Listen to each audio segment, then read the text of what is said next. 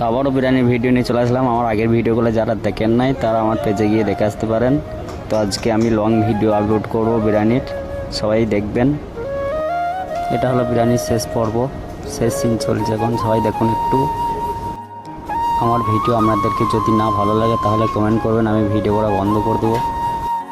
কারণ এত কষ্ট করে ভিডিও করে কাজের ফাঁকে তাও যদি লাইক সাবস্ক্রাইব কমেন্ট না করেন তাহলে আর কী হবে।